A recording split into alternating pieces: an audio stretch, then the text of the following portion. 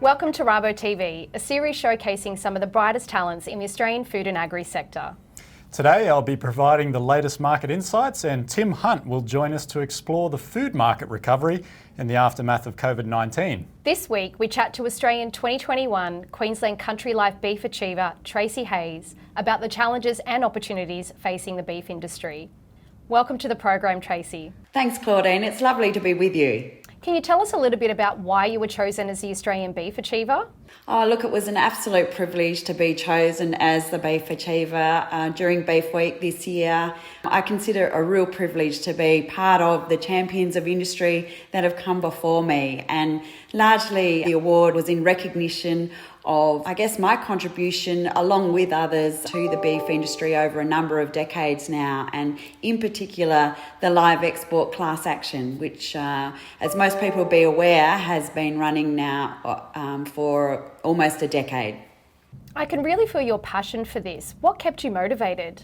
Our international trade is such an important part of agriculture. We're an exporting nation. The beef industry is such an important part of Northern Australia, and of course the live export trade is an important part of that. So all of the fundamentals are a critical part of who we are as a nation, who we are as a community in Northern Australia, and certainly who we are as an industry. So in terms of staying the course and sticking with the challenge, it was really quite simple for me when you've got all those fundamentals as a base to work from. It appears to be a great time to be in the beef industry. What are some of the standout opportunities for the next 12 months? Agriculture is cyclical. We know that there will be challenges, whether they be environmental or economic, and shocks coming at us down the track. So it's a really great time now to be building resilience, building a war chest, positioning for the next challenge that comes along, where it's not always easy when you're in a commodity such as beef and you're dealing with the vagaries of global trade. That there's not always the capital available to provision for capital investment, or succession is another big challenge for us as a sector. So the reserves are not necessarily there year in, year out. So when the industry is positioned like it is now, where we have a confluence of factors insofar as the global demand is strong, the supply is not there. The environmental conditions are not too bad in some areas of Australia, so the conditions are right for a healthy balance sheet at the moment. So for me, it's a great opportunity to provision, prepare, mitigate, diversify even, and prepare for the next cycle. Speaking of diversifying, you're based in the Northern Territory where beef is a major player, though now we're seeing a real push into crops like horticulture. Is the top end set to be the next food bowl in Australia?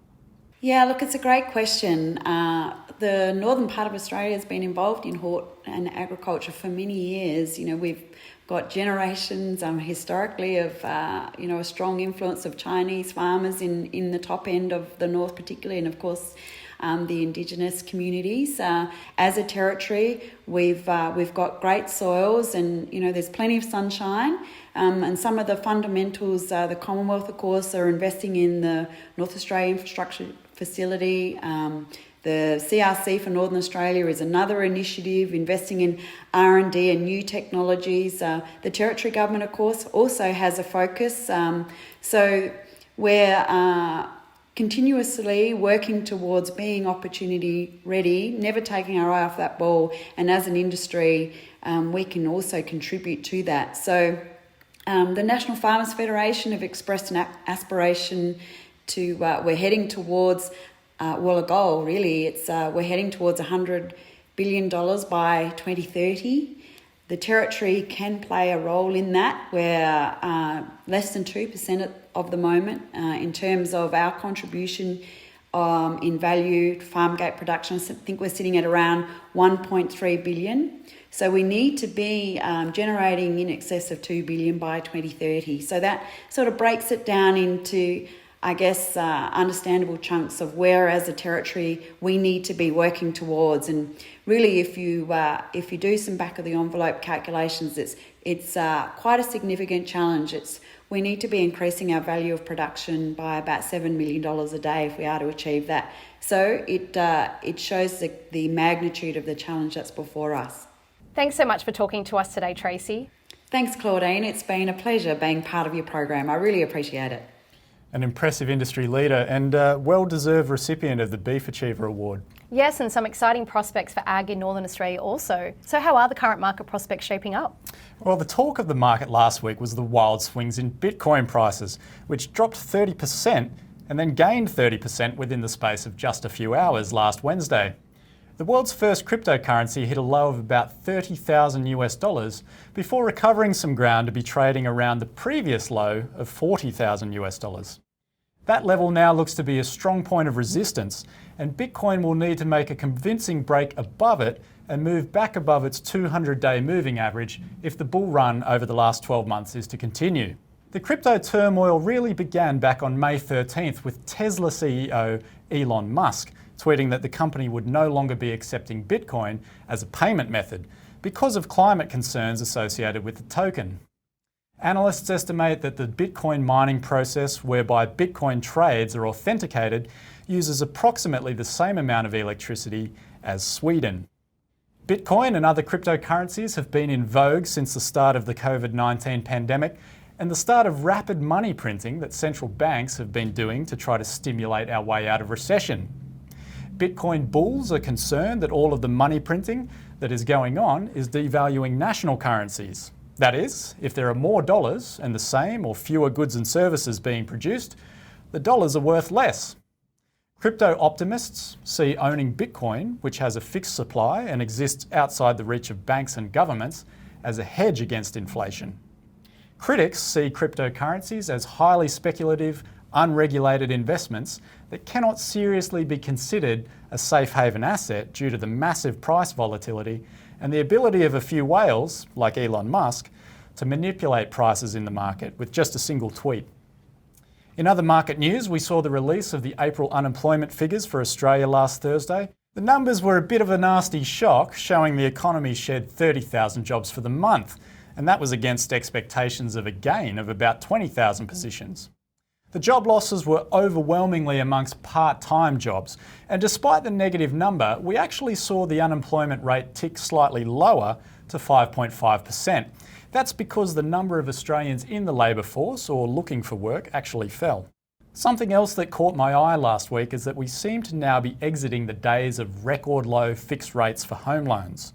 Commonwealth Bank last week increased its 3 and 4 year fixed rates for owner-occupiers by between 5 and 10 basis points, which follows recent increases from Westpac, NAB and a range of smaller lenders.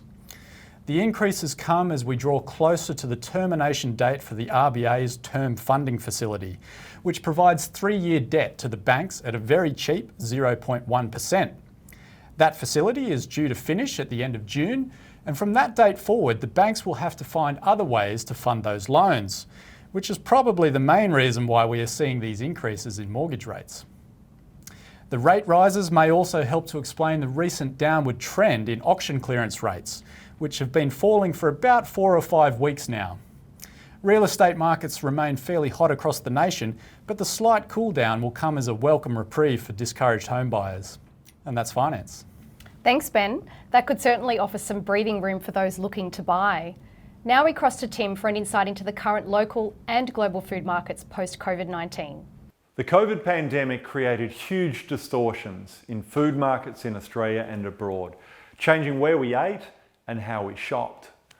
The most dramatic shifts were the closure of restaurants and cafes, which halved the amount of money spent in this channel at the peak of the crisis, with only takeaway and delivery saving operators from a worse fate.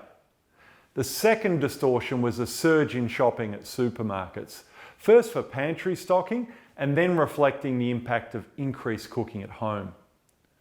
Almost 18 months after the virus reared its head, we're starting to see a return to more normal spending habits. In Australia, the The amount of money we spent on eating out of the home regained pre-COVID levels for the first time in March, and by April was 6% higher. This was underpinned by increased mobility, healthy incomes, and better adjustment of restaurants to new operating conditions. By contrast, the extraordinary growth in food sales at supermarkets has abated in recent months. Offshore, the US isn't far behind us. In April, their food service sales fell just short of pre-COVID levels, though retail food sales are still faring really well, buoyed in part by the recent stimulus checks most consumers have received. The recovery of food service sales in markets like Australia and the US is good news for companies that operate in this channel. What had been a golden run for the Golden Arches came to a spectacular end when the crisis hit, with McDonald's sales down 24% globally in last year's June quarter. But with a helping hand from lower infection rates in key markets, the Biden stimulus, and some nifty improvements on takeaway and delivery platforms, the company was back to growth in the March quarter and has regained pre-crisis sales levels. The recovery in the food service channel is also great news for Australian farmers. The return to eating out helps support sales of products that are heavily reliant on this channel, such as seafood, Wagyu beef, premium wines, and gourmet lettuce. It also boosts the market for produce that's high quality but somewhat off spec. Say an avocado, great for smashing, but not for retail sale as a whole fruit. And that secondary market is really important for the margins of Australian fruit and veg producers. Not all food markets are recovering as fast around the world, and some like China have regained pre-COVID levels but are not growing as fast. But Claudine, we're in a much better place than we've been for a long time, and that's good news for Australian food companies and Australian farmers. Thanks, Tim. It's great to see the positive turnaround for the Australian food sector. We've been very fortunate. And that concludes another episode of RaboTV. Join us next week where we dive into the innovative use of seaweed helping to reduce livestock methane emissions. We look forward to seeing you all next week.